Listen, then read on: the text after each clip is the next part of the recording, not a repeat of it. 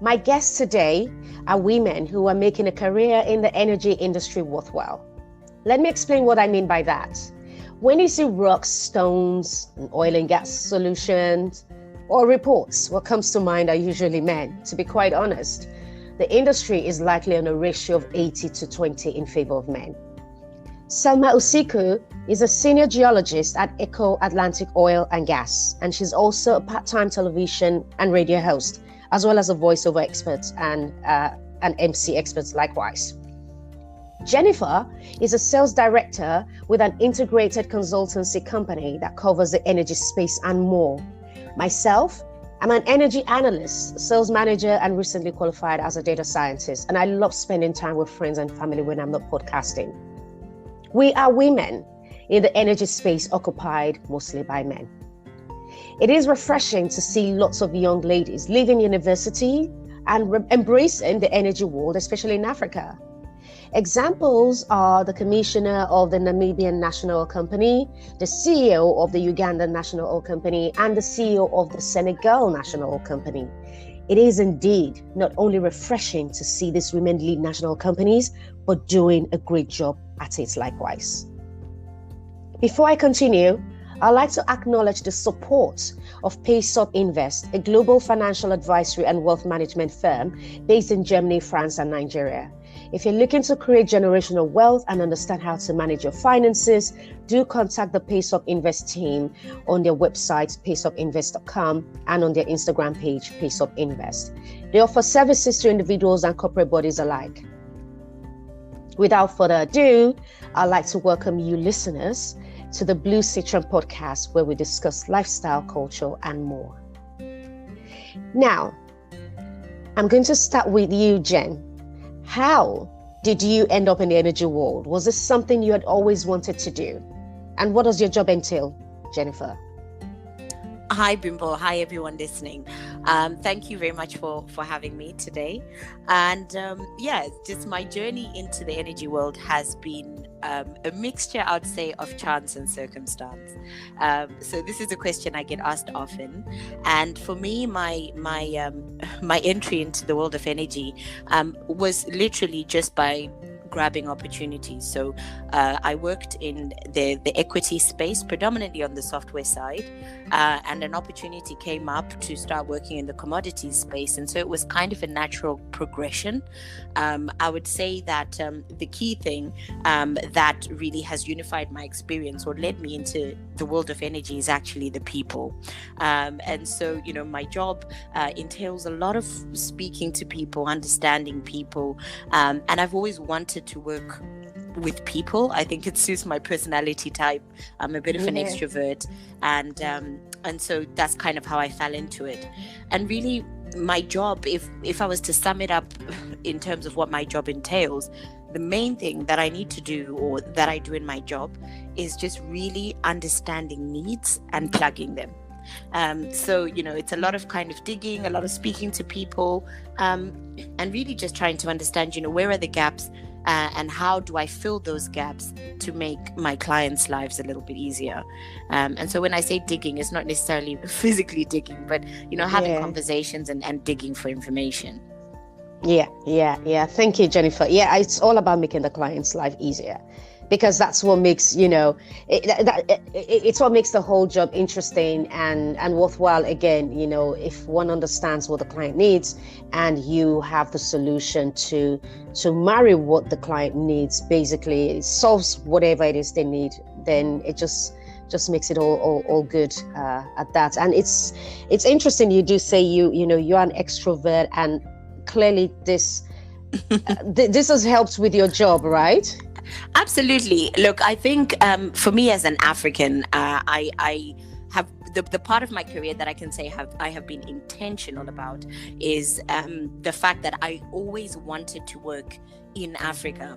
And so, having left Africa as kind of a teen, it was very important to me to be able to kind of come back and work in Africa, which I guess for a lot of people I spoke to, they were like, oh, a lot of people are thinking about trying to do the opposite. But for me, it was always, I have loved the fact that, working in the energy space has given me an ability and an opportunity to travel across Africa, to learn more about African cultures, and to actually learn more about the challenges that companies, governments, banks, and that's a big bulk of my client base. Just learning the different challenges that exist in different countries, and really just trying to figure out, okay, well, with the tools that I have at my disposal, how do we kind of plug some of those gaps? So sales is a part of it, or the main part of it, but it's really interesting to be able to travel around Africa and meet people. So for me, that is the part of my job I think that I really enjoy the most, is going in and meeting different people, even how we do business from country to country. Yes. So for me, I think I landed in it, but it really provided me with that opportunity to get back into Africa, and that was always very important for me. Oh, fantastic. Thank you. Thanks for sharing your experience, your values, and how much of basically what you've been able to benefit intrinsically and even subconsciously from wanting to go back to Africa to get things done in Africa. As you say, the opposite is what a lot of people are doing. People are wanting to get out, but everything is actually in Africa. But anyway, I segue straight into Selma right now. Selma, women in energy, we are a minority, that's for sure. So I'm a little bit curious how you navigate this, Selma. You're a geologist, and you're also a media personality. Do you have conflicting moments sometimes when you need to take off your geology hats and you need to get into the media? But that's one side of things. But you know that we are a minority, right? Women in the space. So how do you navigate both? Bim, I will never forget the phrase that one of my former white male managers used to describe the industry to me when I accompanied him to, one of the first conferences I went to in Cape Town. He said, Salma, as you can see, the usual male, pale, and stale crowd. And you know what? It's so true. And coming from him, he noticed it, and he's male and white. And it's true. In all three companies I'd worked for as a geoscientist, women were always in the minority. In fact, in two of them, I was the only female geologist the entire time I worked there.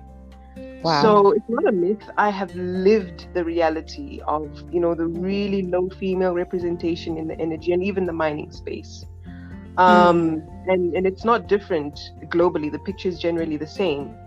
But I've been really, really fortunate, maybe even privileged, to have worked with and been, under the tutelage of really open-minded and extremely supportive male colleagues. That's great. But I must admit, I've actually had very little, maybe no direct female leadership or mentorship in my career. Really? And the imposter syndrome was so real. I was so reserved and insecure and second guessing everything, because the male voices were so many and they were so strong and they were so experienced and so loud. And, perhaps as a coping mechanism, at first I started to try to almost, minimize or conceal my femininity. To try and keep in and keep up without being noticed. Never sustainable. It's difficult to miss this petite black girl in a room full of white men, all on a drilling rig offshore. It's just impossible. So the ultimate turning point for me came when, I just started focusing on delivering results. Rather than focusing on how I was doing it differently to the boys or how I was dressed while I was getting it done. At the end of the day, people in the industry and my colleagues really just gained respect for me and supported me in every way based on, the deliverables. I mean, have you guys ever noticed how men volunteer to do everything? And they never admit they can't do anything? Yeah. Yeah. I started, to volunteer for things like presentations at male-dominated conferences. Once or twice, I would, volunteer. And by the third time, I became the preference because I proved I could deliver. And people didn't just see me as this, little black girl anymore. I was so much more than that, and I was actually capable. And that's a huge confidence booster, especially, for the minority of women in the oil and gas industry. Yeah. And navigating it hasn't been easy. I mean, as you may know, traveling is a huge part of the job. Absolutely. And being a single mom of a now 10-year-old boy, it was tough to leave him behind. I missed so many birthdays and milestones when Joshua was younger. But the support of my family has been so consistent. It's been such a great help because they understand the dynamics of the industry, and they also want me to succeed. So they understand the sacrifices that have to be made for me as a woman. And I never take that for granted because I'm sure it is not the case for everyone. Yeah. So I think navigating this industry without the support of colleagues and family will be very difficult. And then, of course, just your personal fortitude and motivation to succeed. Yeah. That would be very important. And as for media, it's a talent I think I discovered by accident, and I just nurtured it into this passion that it is now today. And ironically, unlike Jen, I think people who are generally more science, math inclined are not always very extroverted, and they avoid crowds and are very awkward in creative spaces with cameras and people. But live TV comes so naturally to me. Yeah, and you're the opposite. You're the outlier. And I've just used the advantage of having my communication skills refined and improved by my work in the media industry to bring that something extra to the research and energy science field.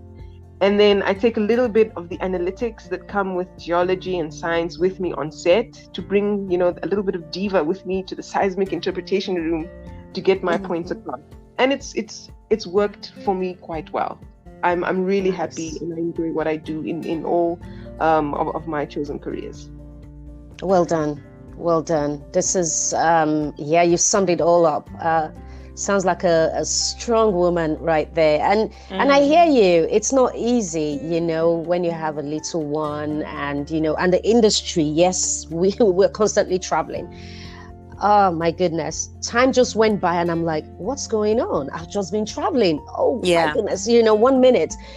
My friends literally need to check on me and, literally ask me to check my calendar if I have time for them. Yeah. Because they don't know if I'm at Heathrow, if I'm in Gardermoen, which is the airport in Oslo, if I'm in Murtala Mohammed in Lagos, or if I'm, if I'm in Schiphol in Amsterdam. They don't know. I don't even know, so we're constantly traveling, but it's the positive side is there because, you leave the world. Do you understand? Absolutely. You meet people from all over the universe. You're learning, you're interacting with people from all over the universe. And that's one of the benefits of actually being in this energy space in the industry, really. So it's quite interesting. Thanks for that, Selma. Thank you. Jen, you and I know the headaches we encounter landing deals for our companies. Absolutely. You and I we know the pain it is to land deals for our companies. Why is that? Because we are both responsible for the African continent in our respective companies. And we know it's not a walk in the park. We know that. So since the pandemic happened, a lot has changed, in general.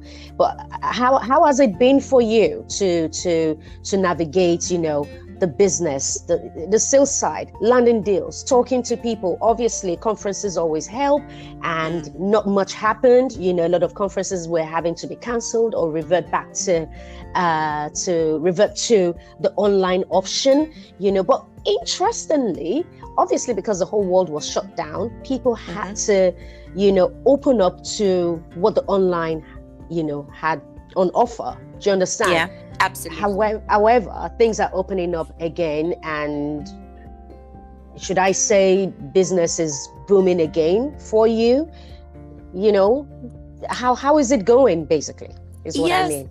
Yeah, so I think you're absolutely right that we had no other option, right, than to adapt. In terms of how business is going, look, I think this whole COVID period has been, for me, a bit of a revelation, in that, it has really been an opportunity to try new things, and I've enjoyed that, because I think, in order to be successful, I think, as a salesperson, or even just, in life or your chosen careers, I mean, I really like what Selma just said about mental fortitude. I think that's important. But I also think the other part that's really important is, if you are entrepreneurial, you can do really well, like in this space, because, the whole COVID-19 situation really, for me, made two things very clear. One was the need to be a bit more entrepreneurial and creative, and where I know, Bimbo, you and I always joke about, you come with an idea and say, for Africa, or someone will come with an idea that they're doing in Europe, and you're like, this will not work in Africa because of XYZ. So it really provided an opportunity to be entrepreneurial and bring up ideas where maybe before those ideas would have been shelved or swept aside, or not right now. I found that because of the COVID-19 situation, a lot of people were a lot more open to be like, okay, we need to try new things if we're going to stay afloat, so let's give your idea a shot. So for me, it allowed me to explore a little bit more and play around with ideas and be more entrepreneurial. The other thing that it really that was really highlighted to me through this period is the power of relationship. I've been able to leverage previous relationships that I had with people in this season, so it's been great to kind of phone people or have people phone you and say, hey, I know you guys have information on this or data on this. We're trying to do this, Jen. I know in my LinkedIn, I've had a lot of people who've proactively reached out, or been able to reach out to people from pre-existing networks and be like, hey, what's going on. That relationship part has also meant that it's been very clear or easier to identify where the gaps are, and the needs. But it's also been a nice opportunity to provide support, so I'm sure we've all got webinar fatigue from all of the webinars and things, but oh my God, you can say that again. It's also been nice to be able to provide support in a meaningful way. I mean, everyone's at home, everyone is working on stuff, so when someone reaches out and says, hey, Jen, I need help with this, it's actually been really nice to be able to be like, okay, cool, I'm now not flying around like you said, I'm now not in between airports. I have a bit more time to actually work and nurture those relationships. So business has been slow on some fronts, but it's also been interesting to see how other companies have adapted. So there's a big company, I think in Southern Africa, who their petrol stations, that demand for fuel went down because obviously people were not driving. However, they pivoted straight into, their chemicals business started doing really well because they started making sanitizer, so it's been so interesting to see. It's a give and take situation. Absolutely. Companies evolve and be able to evolve with them. So I was able to be like, hey, chemicals, come, let's talk, let's be friends. I've got something for you on the chemical side. So, it has been slow in some areas, but we've seen growth in other areas. In others. Absolutely. Good stuff. Good stuff. Thank you. Thanks for that. Ladies, energy transition. Energy transition. I know Selma enjoys this topic. What does it mean to you, ladies? Energy transition. Selma, what does it mean to you? I mean, in the context of the continent, I remember we spoke about it on one of our webinars a few weeks ago, Bim. Yeah, and that's true. I think I'll just really re-emphasize that a lot of the conversation has been, is the energy transition too much of a Western idea and ideology? Will Africa be able to keep up, etc.? And for me, in my opinion anyway, Africa is very much on board with at least understanding the need for the energy transition because of the circumstances we as Africans find ourselves. Our livelihoods are obviously threatened by climate change. We are heavily reliant on the agriculture. And even though, we quite arguably maybe contribute the least to the carbon emission in the first place. Yeah. At the same time, our very young and ever-growing population needs to fuel its economic and social development with fossil fuels for a very long time to come. And, although Namibia itself is not an oil and gas producer, so many other African countries' GDP are mostly and sometimes solely carried by hydrocarbon revenues, for example. And we're going to see, that Africa is going to add something like 1 billion people to its urban population by 2040. That is correct. So that balance between the net zero that we want to achieve and socioeconomic development on this continent that is actually already facing an energy deficit is going to be very challenging. It means that governments need to take the initiative to mobilize especially their young people to come up with really innovative ways to continue growing the economy while at the same time being attractive to the cleaner green energy investments which are available from so many countries. And I'll use the example of Namibia. Namibia has recently, just last month, embarked on a really massive campaign to establish green hydrogen energy with the help of foreign direct investment. But at the same time has honestly worked so hard to refine its policies to support the oil and gas exploration in the future, making its fiscals and administrative regimes really attractive still for companies that are willing to continue with traditional fossil fuel exploration. Really look at Namibia twice before going anywhere else. The energy transition is something that's not going to happen overnight. Thankfully, Africa still has time to be innovative about it, but we have to be honest and realize that we cannot run the race at the pace that the Western world has. The blueprint for us is extremely different, but we recognize that it's important for us to fall in line sooner rather than later. Thank you. Jen, your thoughts? Yeah, well, I agree very much with what Selma has said. So when you look at a lot of the energy transition stuff, it's quite European or American centric, right?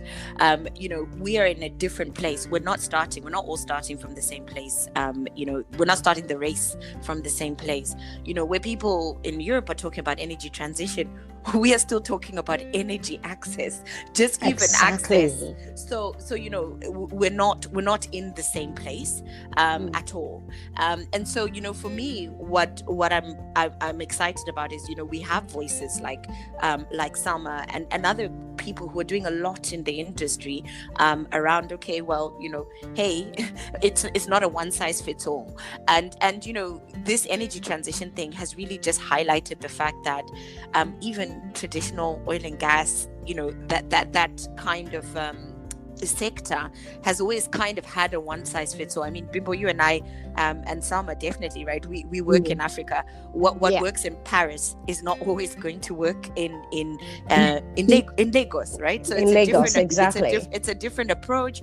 It's a different So I think one of the things I really like about what Selma said was the fact that we still have time, and I think for me, yes, energy transition and thinking about climate change is very important, but can we please also address energy access? Because we've still got people burning wood for cooking.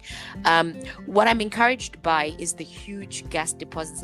We've seen Mozambique and the natural gas. We've seen South Africa, that Brupata discovery. We've seen recently Cote d'Ivoire. Senegal, Mauritania, there's a lot of gas, and my thing is, as opposed to just the focusing on, okay, we need to transition, we need the infrastructure. And I think, Africa, if things are going to be dictated and kind of, this broad brush approach, we need to consider, how do we then commit to supporting energy access in a meaningful way. So gas monetization, how do we monetize the gas? What infrastructure can we have support with those projects? Like, before we even start, the noise about transition, let's give people access to the energy. And so for me, that's really, when I think about it as an African, I'm like, yeah, but okay, support us with access and help us access cleaner fuels, and then we talk about transition. Exactly. So that's what I think. Well said. You're 1000% spot on that. The whole situation of energy poverty, there isn't access as such. 80%, isn't it, of Africa, at least sub-Saharan Africa, is without, proper access to electricity even, so, and the gas deficit, as you mentioned, is humongous. It is there. And when it comes to Nigeria, we all talk about oil every time. But to be honest, Nigeria is actually more of a gas country. Absolutely. The gas deficits are humongous. So, and gas, as they say, it's the cleaner version, or it's the cleaner option of, the hydrocarbon oil gas, or fossil fuel oil gas, and coal, So I think gas is there for exploitation, and gas is there for us to be able to use. And again, it's cleaner to be able to use, but you're right when you mention the infrastructure. The infrastructure needs to be there, needs to be in place. And also, it's not just the infrastructure being there, but it's also the maintenance aspect as well. I'm still unsure of most other African nations, but Nigeria, we have a big problem with maintenance. And I mean, just looking at the refineries that we've had for donkey years is enough to give that insight into, my God, this can be working if we maintain it and make it better, rather than having to export, the oil that is being produced and taking it out and then importing the refined product. Who does that? Who does that, So, but the good thing is Dangote is coming up with his refinery and all of that. And a lot of respect to Kenya. A lot of respect to, no, sorry, not Kenya, I take that back. Respect to Kenya, of course, but a lot of respect to, I don't want Kenyans to listen and say, what does BIM have against us? I have absolutely nothing against Kenya. I love Kenya. I love my Kenyans, but a lot of respect to Uganda. A lot of respect to Uganda, because they did find oil. Didn't they discover all the same time with Ghana? But they've decided to relax in the sense that they wanted to ensure that everything was in place, including, the refinery and all of that, before they now, go full throttle in terms of, going ahead, doing the production and everything, and then, off-takers and all of that. Isn't that the case? Does anyone know? Does anyone know about this? Selma, do you know about this? Yeah, no, that's right. And I think they've learned, exactly as you mentioned, from the mistakes of, previous countries that have made huge discoveries and simply weren't prepared to harness, the profits that would come from that. And it is a huge problem, and it's not only actually limited to the oil and gas industry, BIM. Even, for example, Namibia is something like the 9th largest producer of gem quality diamonds, and the 4th largest producer of uranium. But we don't have, real infrastructure or even policies in place that would allow us to create a value chain for those things. We export the raw material and buy it all back. Oh dear. It's not necessarily just limited to that. It really seems to be an African problem. It does, and I think it's also just about leadership being future focused. I mean, when you said Kenya, I was like, in agreement, because I know that Kenya and East Africa in general, in terms of solar projects and stuff like that, they are kind of trailblazing. Yes. So I think different countries are trying to pivot, as it were, in different ways. But I also think, there's a mindset shift that's needed. And it's not only, from leadership, definitely from leadership, but I also just think from all of us. I think there's more education that needs to happen. We talk about energy transition. I don't know if the regular, normal, average African has heard about energy transition, or people are just trying to survive. So I think there's also the education element that also has to happen at grassroots, as well as kind of from a government level. You're absolutely correct. I was given a presentation, I think sometime in 2017 or late 16. I can't quite remember now, in Kenya.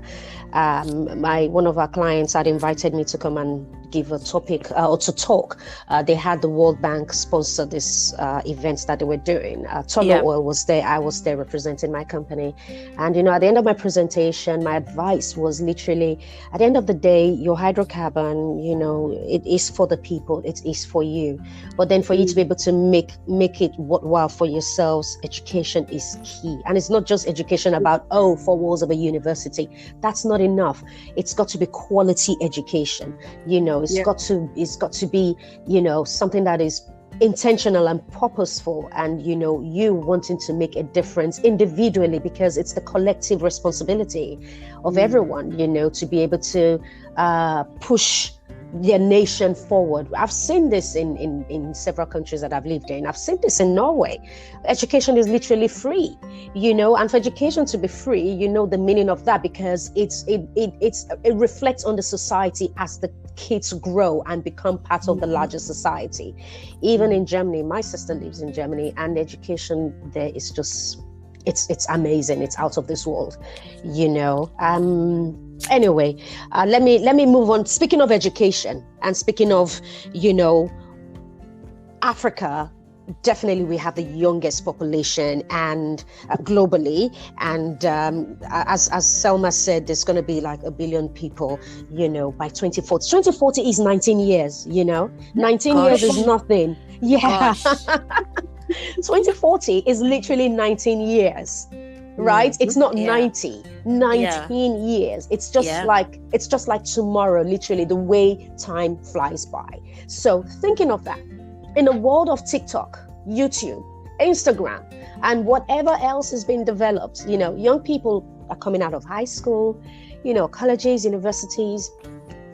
These people are interested in going viral and becoming, rich like tomorrow. They literally come out of university today or finish high school today. They want to be popular. They want to go viral, right? And not many of them are looking to sweat and stress themselves in engineering, energy, law, and all those things, medicine. Heck, they don't want to even work for people. 3 of us women we are employees. Yeah, we could be doing our own thing, but we are employees, right, of companies. These days, everyone wants to own their own thing. And I am not going to knock that hustle. I'm not going to knock their hustle, right? But like I said, I do applaud people that actually own their businesses, right? But it's also good to start somewhere. You've got to learn the relationships. You've got to learn how to actually build a business. Yes, one will make lots of mistakes, right? And you will sail through. But with all these kids getting on TikTok and doing all the Instagrams and, more concerned about followers and viewings, because companies are going to advertise, with, the largest followership or whatever. What do you think? What's going to happen to the engineerings, the energy, the laws, and all of those things, What do you guys think? Very interesting, Bimbo, the way you framed it as well. Look, I think, that song where they say, I believe children are the future. I mean, that is the truth, right? And, I don't think it is necessarily all doom and gloom for, I guess, if I could call them traditional professions.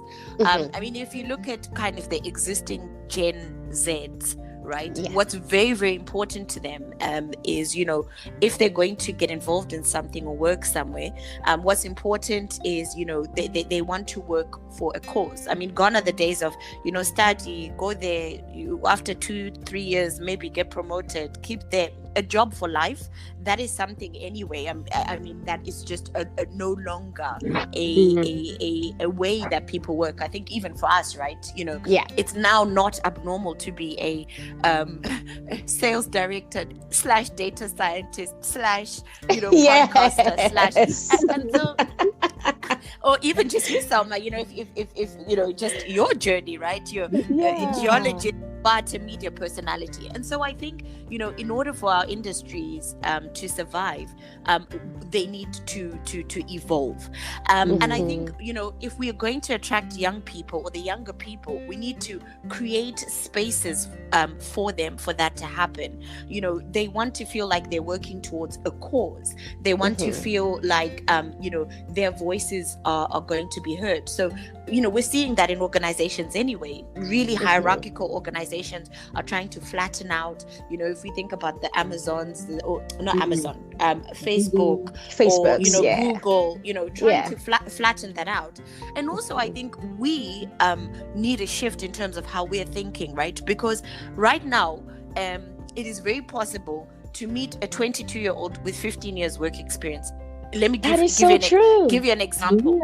We never grew up, well, I can maybe speak for myself, but I remember doing typing at school, and without exposing myself, and I'm under 40, by the way, but I remember learning how to type with a typewriter. And I remember when computers came, right? It was like a big thing. We had floppy disks and all that. My nephew, who you can meet someone who's had access to a laptop or a computer since the age of 3 or 2. So that person, you can meet a 7-year-old who's been playing with computer games, video games, has been, working with IT and coding. They're teaching coding in school. You can meet a 22-year-old who'll tell you that, I've been coding since I was 7. And so you're meeting a 22-year-old with 15 years of experience. So gone are the days where we can look and say, this person is young, hence, you need to work for 5 years before you can, come and tell us what to do. I think the way the world has moved, this fourth industrial revolution, things have moved so fast that if we want them, we're going to have to create space for them, and we're going to have to also shift in terms of how we think, and create a space for them to come in and bring in their ideas, to allow them to evolve. And we also need to understand that the average, I did some reading on this. They were saying these guys, they're probably going to change jobs every 2 to 3 years. We need to create learning opportunities for them, to say, okay, you've done this role, now within the business we want to expose you to something else. We have to create a space for them. Otherwise they're not necessarily going to want to be tied down to the traditional journey, and I think we have to acknowledge that and kind of say, okay, well, how do we also evolve as organizations, as companies, to attract you? So I think it's not that they're not going to want to do the work; it's how the work is going to be done, and how we create spaces for them to come in and do their thing, because this old traditional, you got the office. I have clients in Nigeria or in other African countries where it's very much sir, it's very hierarchical. Gone are those days. They want something that they can believe in. They want something that they can throw their weight behind. They want to feel like, okay, I can express my ideas and I'm going to be taken seriously. This is a generation that gets medals for participation. It's no longer even about coming first. It's not about coming first anymore. It's not about coming first. It's about well done, for participating. So even that pressure that we had growing up to be like, okay, if I'm going to do it, I must be number 1, or I must be in the top 10, or it's a different mindset. These guys want to feel heard. They want to feel valued. They want something that they can believe in. So we have to create the spaces for them to bring those ideas to life, because that's how we're going to continue to jump forward. So that's just my 2 cents. Thank you, Jen. Selma, your thoughts? I completely agree with Jen. The way the world is working, with the fourth industrial revolution makes everything different. But we also shouldn't take away from, as she said, the traditional office career space, because if you play your cards right, you can actually get an incredible amount of social capital in the form of mentors, advisors, and network of really knowledgeable people to draw from, no matter where you end up in life. And there's something about the traditional way of how we used to do things that gets you that if you play your cards right. So one perhaps maybe just has to say to the Gen Zs, just be intentional about what it is you want to get out of a specific career, no matter what it is.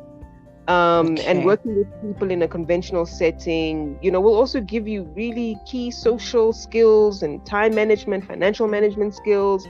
And the bonus is you have, that temporary security to save up and set your life up.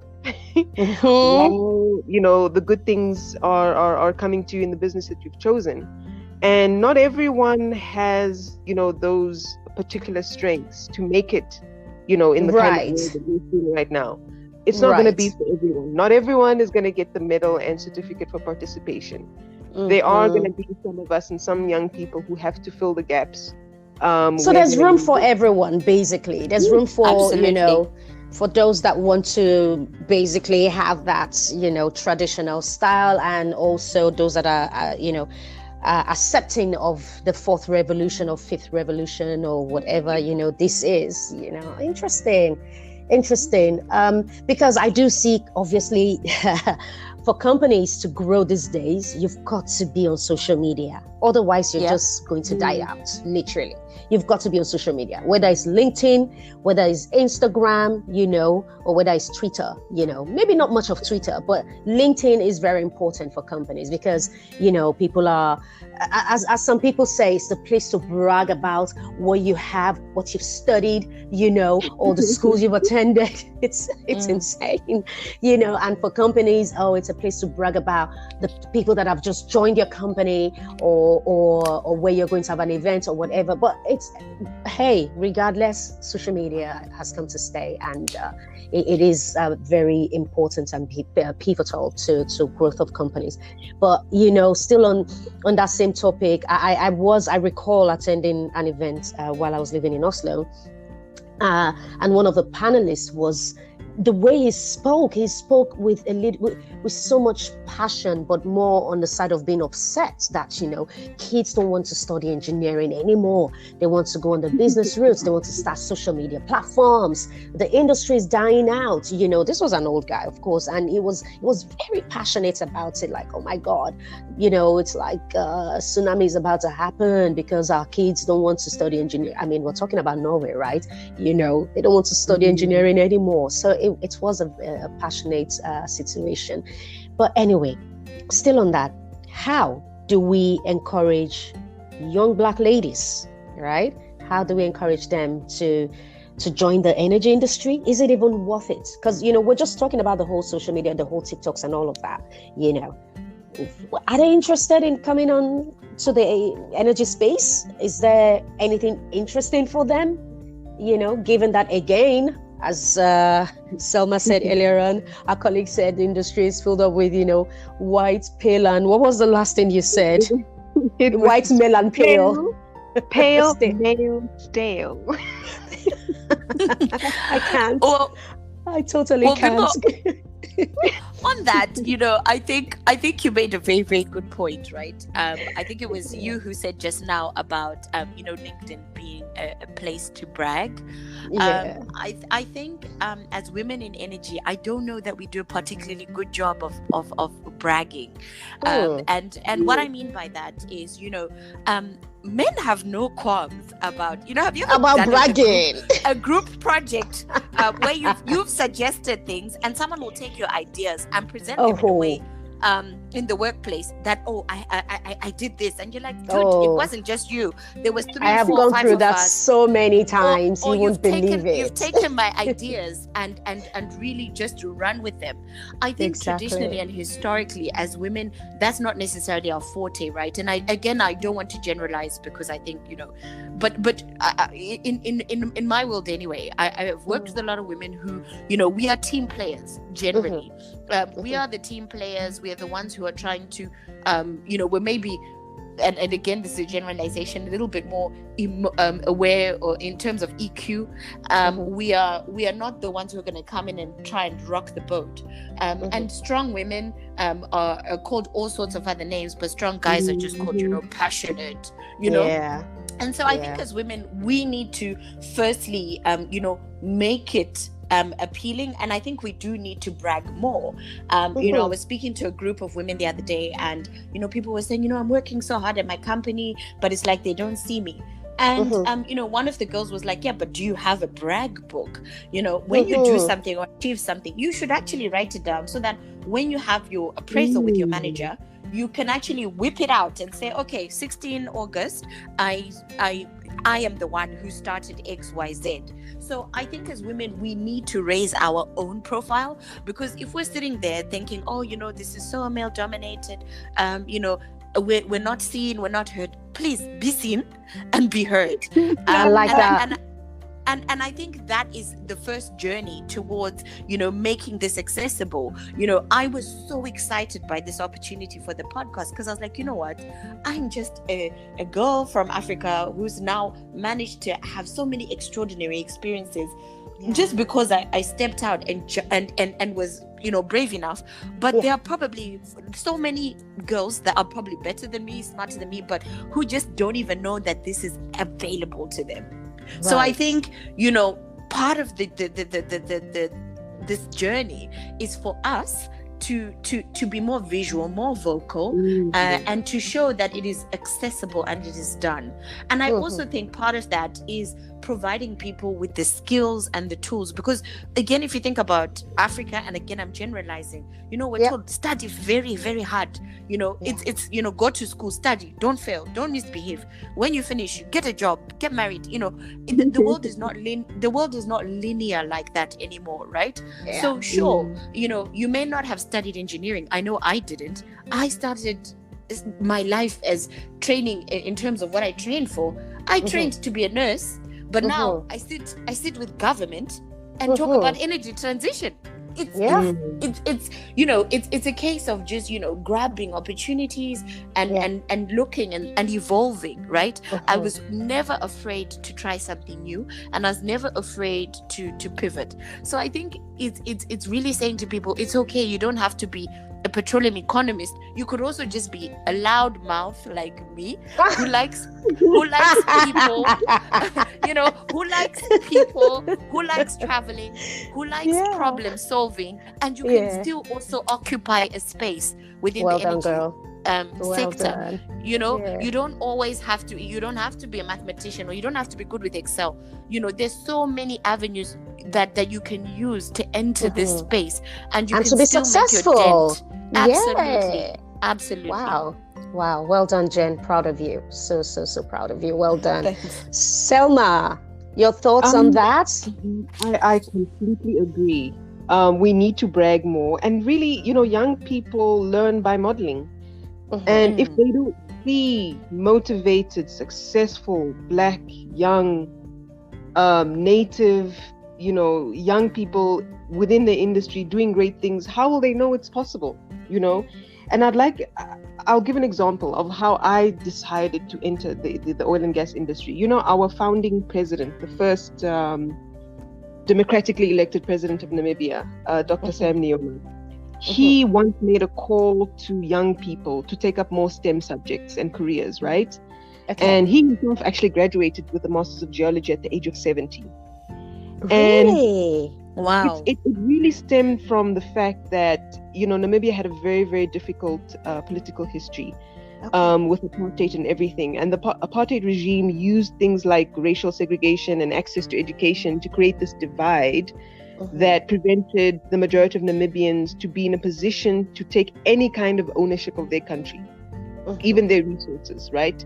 So what he was basically saying was, if Namibian young people don't put themselves in a position to research, understand, and be the real custodians of their natural resources, we will end up dying poor in a rich country, you know? Wow. And that is kind of what motivated me to join, you know, the industry. It's creating a sense of pride and knowing that you're adding value. Perhaps if we make young people see it this way, it would change their understanding of joining careers like energy and mining in Africa. So I really just wanted to join young people, learn more about my country, and overall discover some oil, you know? And I do so proudly, because I know no one can tell me nothing about my country that I don't know. Yeah. Good stuff. So, with all of this, what, in your opinion, has been missing, you know, from conversations about women, you know, within the energy space? And this is pivoting back right into all what we've been talking about today, you know, being encouraged, you know, learning by,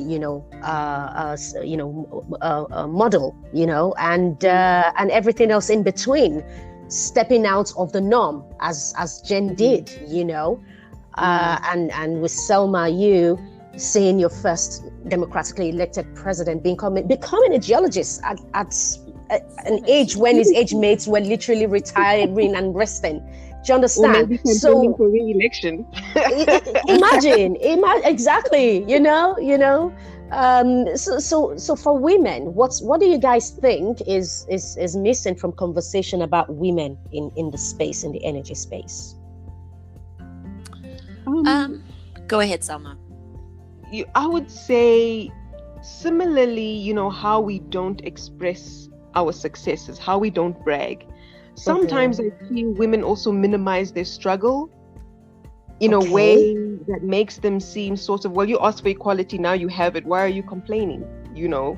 But the reality of the matter is, being a woman and at the same time perhaps a single mother or a wife or you know, the sole provider of your family is extremely difficult, because you know, men unfortunately don't shoulder the responsibilities the way that we do.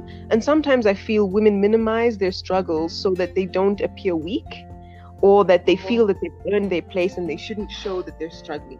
And that sometimes it doesn't serve us, you know, well, because then we do have young people and sometimes women entering the industry, and they're almost like saying, I had no idea it would be this difficult. I didn't know I would face this kind of criticism, struggle, unconscious bias, and I don't know how to cope because I don't have a female leader or mentor to guide me through what I'm going through. And it's because perhaps the CEO is out there just being one of the boys, and that doesn't really serve us, you know. And secondly, I think what's been missing from the conversation about, you know, increasing women representation in the industry is men. You know, for a long time, I think the conversation has been about the girl child, and it's very necessary and still is necessary. But, you know, we don't always work in isolation. Boys and men are still parts of the workforce, still parts of the community. And what we need to do perhaps is to create some sort of awareness and not alienate them or exclude men from that conversation, because they form part of where we are going. If I didn't have male colleagues who understood the importance of having my career advanced, I would not be where I am, you know? Right. And I think men also sometimes feel the women empowerment conversation is about competing and about overriding and you know, wanting to rule everything. But it's not. It's really not all about that. Exactly. We just want to be seen and treated equally. So we should include them in that conversation, I think. All right. Thanks, Jen. Selma? That was Selma. Sorry. Thanks, Selma. Jen? You know, I think I agree pretty much with what Selma has said. I also think, you know what, there's an education piece that needs to take place from us. So I definitely agree, Selma, with what you've said. I also feel, though, that a lot of men are powerful allies. So for every really stubborn or negative experience, there's been a lot of people who've just been really great allies to us as women, and I think it's the onus is also on us to do the work and get more allies and really join the calls. I know sometimes when I've got these calls in my calendar, diversity, what I kind of roll my eyes. I'm like, okay, here we go again.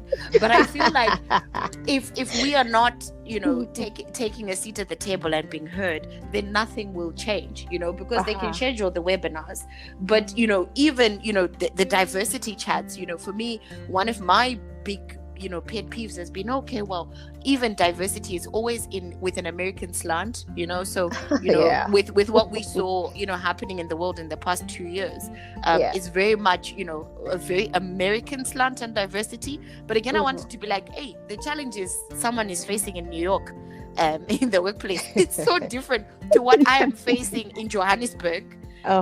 So diversity is also not a one size fits all. So I think for us, we also have a role to play in terms of education within the spaces that we occupy, right? And also I feel like there are a lot of people who are willing to be allies, but it's for us also to educate and just say, look, this is actually what it looks like for me in an African context, in a Namibian context, in a Nigerian context, in a Zimbabwean context, whatever. It's different. So I think we also need to leverage off those allies, because they're there. I think a lot of men just people will tell you, I never even saw it that way, or I didn't think about it that way. And so I think the onus is on us as well to not only have a seat at the table, which we do, right, but be heard. Be heard at the table as well. And I know someone mentioned mentoring. I do think we need to do more to share, but I also understand that it's also very different. It's been a battle, and often people are like, hey, I don't want to rock the boat more for myself, but I think that there's a level of bravery that's needed as well from our end, to not only have a seat, but a seat and contribute, and our voice, our thoughts, our challenges. That's very interesting. Thank you, ladies. Concerning, having a seat at the table, having a voice and everything, there's something my sister always tells me. I don't know where she got that from. Probably, I don't know. She's a rather super strong woman. She says, when you're not given a seat at the table, build yours. Literally. So, and I thought, okay, that's interesting. You could build yours and then invite people to the table. But there's absolutely nothing wrong, being invited to a seat at the table. I agree. And I think there's some feedback. Yeah, I can hear that. Okay. Yeah, go ahead. But what I was going to say, Bimbo, is it's not only about, building your own.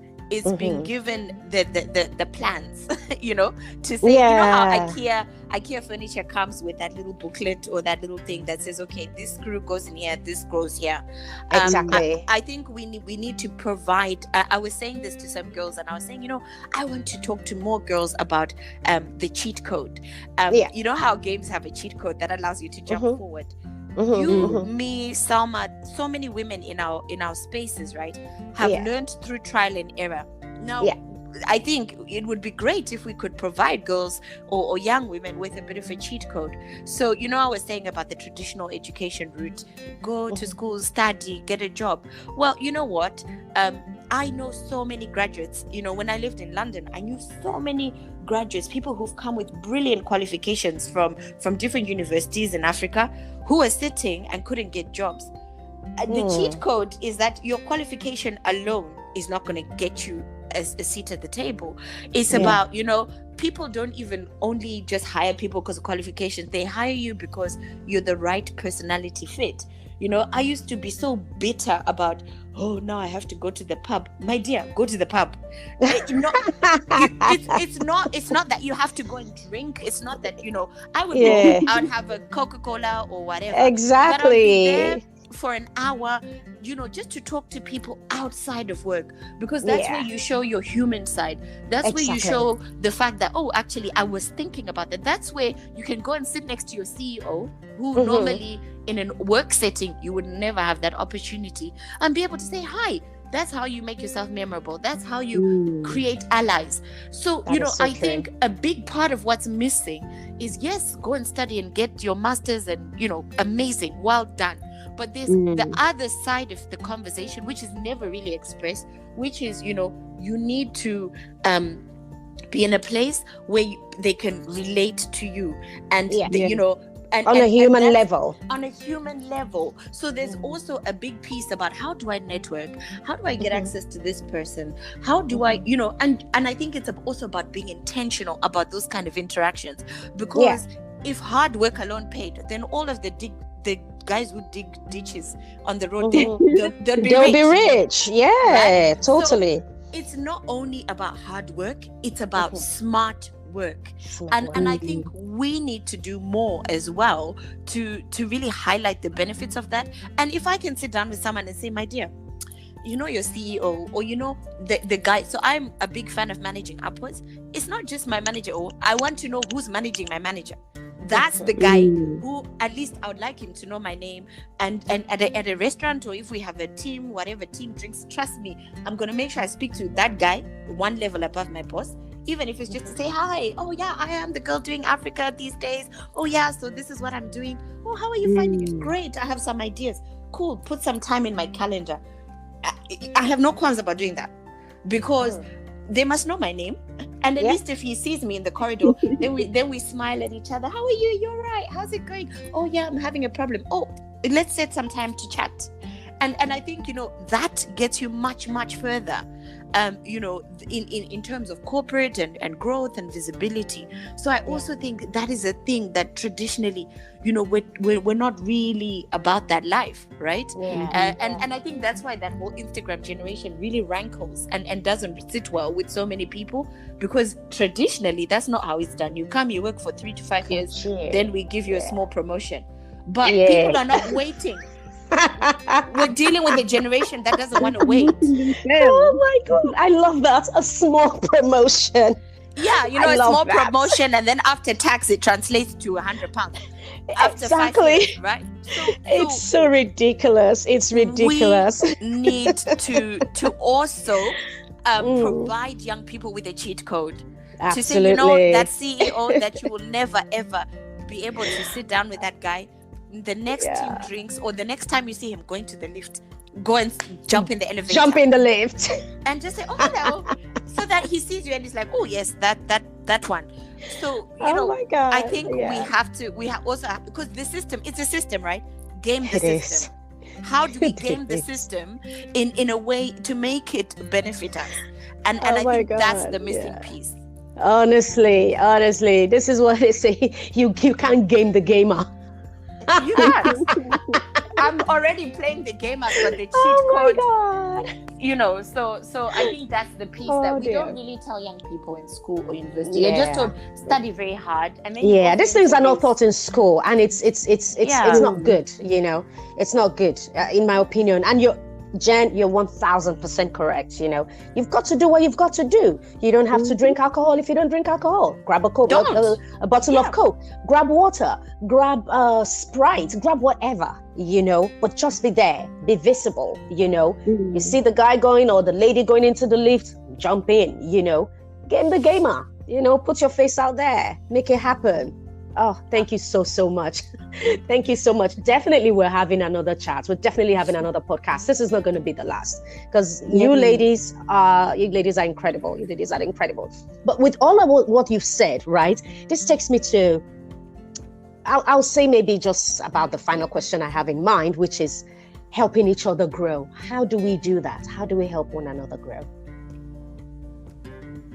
It's difficult to add on to what Jen has already said. I mean, like you said, 1000% correct, right? Those are certainly, if I was to give someone a toolkit, those would be the things I'd put in it.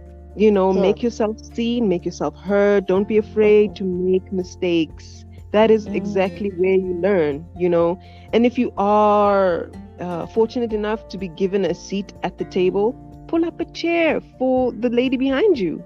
Don't always see, great things like Jen is doing, being able to pull a fellow colleague to the side and say, hey, listen, here's a cheat code.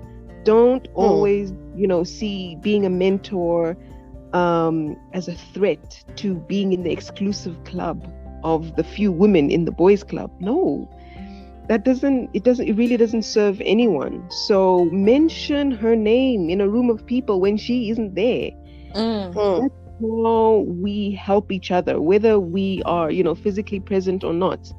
And platforms like this, Bim, are perfect for something like that. If we can have more conversations like these with regular women doing extraordinary things, I think in that way we're also helping each other. So I'm really just going to use this opportunity to say you're doing exactly what we need to do more of. Well done, and I hope we can all take a page from this chapter of yours and maybe implement it, as Jen said, in our own circles where we move on a daily basis. Oh, thank you. Agreed. Yeah. Well, ladies, thank you so much for your time today. I don't know about you, but I've thoroughly enjoyed this conversation, and this is just the beginning. We're definitely having more of this. This is it is eye-opening. We've talked about our experience. We've talked about things that we see, with the younger generations coming up. We've talked about things affecting the continent, really, the whole energy transition, how we cannot obviously move at the pace of, Europe and Americas, because, we have different challenges. We have different problems. We are still dealing with, energy accessibility. So I have enjoyed this conversation so much, ladies. Thank you, Selma. Thank you, Jen. Well, a big thanks to our listeners. Thank you so much for your time, for spending time with us today, whenever you're choosing to listen, of course.